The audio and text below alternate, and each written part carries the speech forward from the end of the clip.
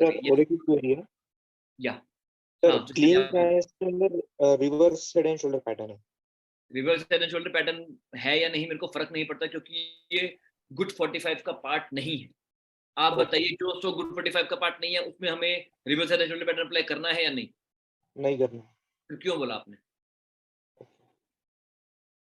देखिए, ऐसी basic basic गलतियां ही ना सारा कैपिटल वाइप आउट कर देती हैं। मैं अभी आप लोगों से नाराज इसीलिए हूं क्योंकि ये गलतियां नए स्टूडेंट करे तो चलता है, दिसंबर बैच के स्टूडेंट्स, जनवरी बैच के स्टूडेंट जब ऐसी गलतियां करते हैं ना, तो मेरे को भी बुरा लगता है कि यार हेमंत तुम्हारी कहाँ गलती हो रही है, क्योंकि मैं यहाँ पे अपना बेस्ट दे रहा हूँ कि आपका पैसा बने, कुछ भी हो, दुनिया चाहे डूब मरे मेरे को फर्क नहीं पड़ता, दुनिया के लॉसेस हो रहे हैं, मेरे स्टूडेंट्स का पैसा बनना चाहिए, मैं बस यही चाहता हूँ। अब ये बात वैसे मैं सही कई बार समझा चुका हूँ, लेकिन फिर से समझा देता हूँ। जो आपको दिख रही है ना कि सेल्स कम हो रही है, आई एग्री, इनका रेवेन्यू कम हुआ है, इनका प्रॉफिट भी कम हुआ है, लेकिन उसके पीछे रीजन है इनकी जो बोरोइंग्स थी, जो इनके पास लोन थे, वो लोन थे 1,11,000 करोड़ के, 1,11,000 करोड़ के इनके पास थे रिजर्व्स। और उस समय इनकी एनपीए क्वालिटी लिखी नहीं होगी शायद, एक सेकंड, ग्रोस एनपीए एनपीएल नहीं होता ये तो खैर सिमिलर ही है। हाँ मतलब, लेकिन जो है लोन क्वालिटी उतनी अच्छी नहीं थी।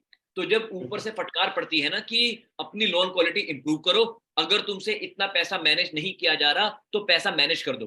तो जब ऐसे फाउंडर्स को देखो, ये एग्रेसिवली एक्सपेंड करने के लिए पहले तो कुछ भी करते हैं, और ये तब तक कुछ भी करते रहते हैं जब तक इनको एक समझ में रख के ना दिया जाए, जब तक इनको धमकी ना दी जाए कि तुम्हारी पूरी कंपनी ही तुम्हारे हाथ से जा सकती है। जब फिर ऐसी गाइडलाइंस पास होती हैं, स्पेशली हाउसिंग फाइनेंस कंपनीज के लिए जो है गाइडलाइंस को काफी ज्यादा टाइट किया गया है, स्पेशली 2018-17 के बाद से। 2018 के बाद से गाइडलाइंस को टाइट करने के बाद जो है इन्होंने अपने लोन्स को कम करने की कोशिश किया। अब ये हेल्थी हैं, हल्का फुल्का कम और हो सकता है, मैं डिनाई नहीं कर रहा हूं उससे, ऑल्दो इससे कम नहीं होना चाहिए, लेकिन हो सकता है। लेकिन इसको खरीदने का मेन रीजन क्या है? मेन रीजन खरीदने का ये है, पहला 5 की पी रेशियो पे है, हल्का सा प्रॉफिट कम हो रहा है, इट्स ओके, पी रेशियो को इग्नोर करो। कंपनी की 114 रुपए की वैल्यू पे है, कंपनी की बुक वैल्यू है 359। आप एक क्वार्टर बाद देखना, इसकी बुक वैल्यू होगी 370। आप एक क्वार्टर बाद, 2 क्वार्टर बाद देखना, इसकी बुक वैल्यू होगी 390।